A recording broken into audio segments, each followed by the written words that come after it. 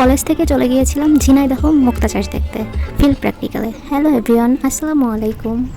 আশা করছি সবাই ভালো আছেন, সুস্থ আছেন। প্রথমেই কলেজ গেটে চলে গেলাম, তারপর বাসে উঠে রওনা হলাম গন্তব্যস্থানে। এটাই আমাদের লাস্ট ট্যুর। ভাবছিলাম আর খুব খারাপ লাগছিল, চাইলেও আর এভাবে সব বন্ধুরা কখনো এক হতে পারবো না। আমাদের কারোরই পড়াশোনা খুব বেশি ভালো লাগে না, কিন্তু দিন শেষে এই স্টুডেন্ট লাইফটাই জীবনের শ্রেষ্ঠ সময়, আনন্দের সময়। আর ভালো সময়গুলো যেন খুব দ্রুতই চলে যায়। বাসে আমরা আনন্দ করছিলাম, আবার এসব কথা মনে পড়ে খারাপও লাগছিল।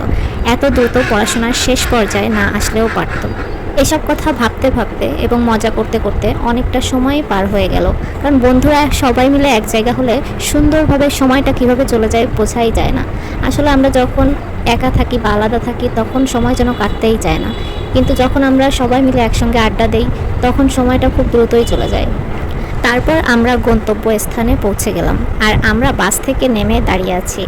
আমাদের বাসটা ওই জায়গা থেকে বেশ কিছুটা সামনে এনে দাঁড় করায়, যার কারণে আমরা ওখান থেকে হাঁটা শুরু করি। এই যে আমার পাশে একটা মোটকু, এই যে বুড়িওয়ালা,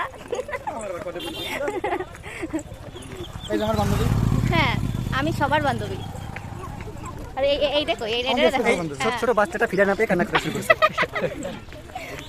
দয়া করে আমার হাসি শুনে কেউ ভয় পাবেন না।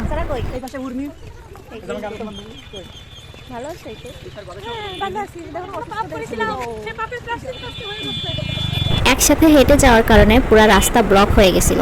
আমরা এতটা গ্রাম অঞ্চলে গিয়েছিলাম যে সেখানকার মানুষেরা আমাদের প্রাণীবিদ্যার স্টুডেন্ট বা মানুষ না, বরং প্রাণীবিদ্যার প্রাণী যেমন সাপ, বাঘ, হরিণ, বানর এসব দেখার মতো রাস্তায় বের হয়ে দেখছিল।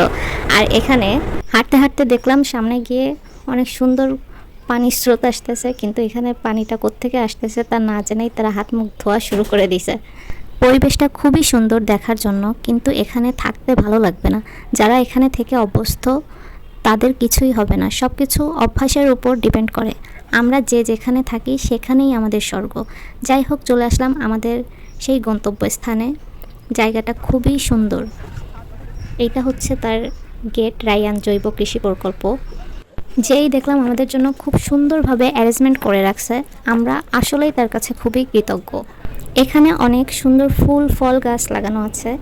ডালিম গাছে ডালিম হয়ে ভরে গেছে, কিন্তু এই প্রথম ড্রাগন ফল গাছ দেখলেও ড্রাগন দেখিনি গাছে। তবে আসার সময় বাসে বসে ড্রাগন গাছের ড্রাগন দেখছিলাম। এখানে সবাই ছবি তোলার ও ভিডিও করায় ব্যস্ত। এত সুন্দর পরিবেশে এসে খুব বেশি সময় না পাওয়ায় আমরা বেশি ছবি তুলতে পারিনি, কারণ আমরা এখানে মুক্তা চাষের প্রসেসটা দেখতে আসছিলাম। আর দূরের পথ হওয়ায় রাস্তাতেই সময় চলে যায়। তারপরও মাঝে মাঝে এই ছোট ছোট ক্লিপগুলো নিয়ে নিয়েছিলাম। এই জায়গাটা খুবই সুন্দর ছিল, আর এই পুকুরগুলোতেই মুক্তা চাষ করা হয়। আমাদের যেতে যেতেই প্রায় 4-5 ঘন্টা লেগে যায়।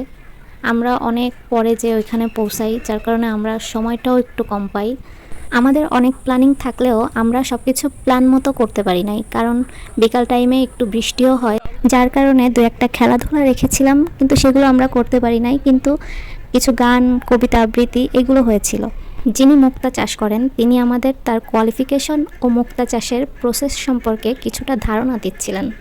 এখন যে টেকনোলজিটা আমরা ব্যবহার করি, এখানে 100% 100টা যদি আমি অপারেশন করে দিই 100টাতেই মুক্তা পাবো। এখানে কোনো মিসিং হওয়ার কোনো সুযোগ নাই। তো আমরা জাপানে কিন্তু আজ থেকে প্রায় 130 বছর 1983-তে বিজ্ঞানী মিসিকো কোকিমোতো, হ্যাঁ, উনি কিন্তু প্রথম তার হাত দিয়ে কিন্তু মুক্তা চাষ শুরু হয়। উনি বিশ্বের প্রথম মুক্তা চাষ করেন। তো আমাদের দেশে কিন্তু আমরা 130 বছর পরে আমরা কিন্তু মুক্তা চাষ শুরু করেছি। আমাদের সরকার কিন্তু মুক্তা চাষের প্রদর্শনী দিচ্ছে বিভিন্ন জায়গায়, এবং মুক্তা চাষ নিয়ে ওনারা করতেছেন। এবং আমি বর্তমানে বাংলাদেশের বিভিন্ন প্রান্তে মুক্তা চাষ করাচ্ছি, এবং আমাদের মাননীয় প্রধানমন্ত্রী বাসভবনে যে মুক্তা চাষ হয় সেই মুক্তা চাষটা কিন্তু আমি করতেছি। তো সেখানেও কিন্তু ওনার কিছুদিন আগে চ্যানেল আইতে দেখাইছিল 60 লাখ। তো সেটা কিন্তু আমি করতেছি এই মুক্তা চাষটা। তো আমার সৌভাগ্য হয়েছে অনেক জায়গায়, বাংলাদেশের বিভিন্ন জায়গায় এবং বিভিন্ন জায়গায় আমি মুক্তা চাষ, বিভিন্ন জেলায় মুক্তা চাষ এবং কারিগরি সহযোগিতা দিয়ে আসছি, এবং প্রায় 2000 মানুষকে আমি এ পর্যন্ত ট্রেনিংও করিয়েছি মুক্তা চাষের উপর। এই যে আমার এখানে মুক্তা গবেষণাগার তৈরি হচ্ছে, এবং এখানে বাংলাদেশের প্রথম বেসরকারি গবেষণাগার তৈরি হচ্ছে। এখানে একজন মানুষ আসলে খুব সহজে মুক্তা চাষ পানিতে নামানো লাগবে না, উপর থেকে একটা ল্যাবরেটরিতে বসেই আপনি দেখতে পারবেন যে কীভাবে মুক্তা চাষ হয়। হয়তো 2 মাস পরে আসলে এই ল্যাবরেটরিটা হয়তো চালু হয়ে যাবে, 2 মাস পরে এটা খুব সহজে দেখতে পারবেন। তো মুক্তা চাষ খুব বেশি জটিল কিছু না, একটা ঝিনুক। এরপর তিনি আমাদের মুক্তা অপারেশন করে দেখাচ্ছিলেন, এবং কিভাবে এর মধ্যে বিভিন্ন ইমেজ ব্যবহার করে বিভিন্ন আকৃতির মুক্তা চাষ করা যায় সেটাই দেখাচ্ছিলেন। এখানে ইমেজ ব্যবহার করে যে কোনো মানুষেরও প্রতিচ্ছবি বানানো যায়। এখানে ফুলের মতো মুক্তা তৈরি করা হয়েছে, যে কোনো জিনিস সামনে থেকে না দেখলে তা এত সুন্দরভাবে বোঝানো যায় না। তারপরও কিছু কিছু জিনিস শেয়ার করার চেষ্টা করেছি। তিনি খুব সুন্দর করে ঝিনুকটাকে অপারেশন করে কিভাবে ইমেজটাকে সেট করতে হয় এবং সেখান থেকে কিভাবে মুক্তা চাষ করা হয় সেই প্রসেসটা আমাদের খুব সুন্দরভাবে বুঝিয়ে দিচ্ছিলেন। তারপর ঝিনুকের প্রজাতি কালার সম্পর্কেও আমাদের একটু ধারণা দিচ্ছিলেন। গবেষণাটা করি আজকে 100 বছর পরে গবেষণাটা, অথচ আমরা বাংলাদেশে যে গবেষণা করছি বর্তমান বাহুদ্বীপ নিয়ে গবেষণা করি, ফিউচার নিয়ে গবেষণা। আমি 100 বছর পরে কি ঘটবে সেই গবেষণাটা করি এবং মাঝে মাঝে কিন্তু আমি জাপানে যাই, ওই 5-10 মিনিটের সেমিনারে অংশগ্রহণ করার জন্য যাই। তারা কিন্তু ওই 1 সপ্তাহ টাকা খাওয়া বিমান ভাড়া দিয়ে আমাকে নিয়ে যায়, ওই 10 মিনিটের কথা শোনাচ্ছেন ওশান অ্যাসিডিফিকেশন নিয়ে কথা বলা। তো আমার যে জাপানে যে পিএইচডি যে বিষয় ছিল সে ওশান অ্যাসিডিফিকেশন, এই যেটাই বললাম। তো এই যে ক্ষয় হয়ে যাচ্ছে, এটা হলো ওশান অ্যাসিডিফিকেশনের একটা ইফেক্ট, বুঝছেন? এই সেই মুক্তা, এটা হচ্ছে ফুলের মতন আকৃতি। এটা দিয়ে আংটি অথবা কানের দুল এগুলো বা গলার সেট এগুলো বানানো যাবে। আর এই মুক্তাগুলোর দাম এর কোয়ালিটি এর ডিজাইনের উপর ডিপেন্ড করে। আমাদের যেগুলো দেখাচ্ছিল সেগুলো হচ্ছে 500 টাকা করে। তারপর আমরা খাওয়া দাওয়া শেষ করে একটু সাংস্কৃতিক অনুষ্ঠান করেছিলাম। আমাদের বন্ধুবান্ধবীরাও গান করেছিল, কবিতা আবৃত্তি, গজল করেছিল এবং আমাদের শ্রদ্ধেয় স্যার আমাদের একটি গান শোনালেন এবং তার একটু ছোট্ট একটা ক্লিপ এখানে অ্যাড করে দিলাম। খুব জানতে ইচ্ছে করে, খুব জানতে ইচ্ছে করে, তুমি কি সে আগের মতোই আছো নাকি অনেকখানি বদলে গেছো? জানতে ইচ্ছে করে, খুব জানতে ইচ্ছে করে।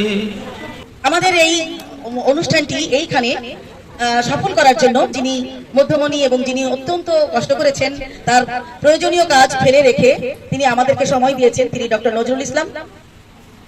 তোমরা এসে যে এত সুন্দর একটি সামিয়ানার নিচে বসছো, বৃষ্টির মধ্যেও তোমাদের কোনো সমস্যা নেই।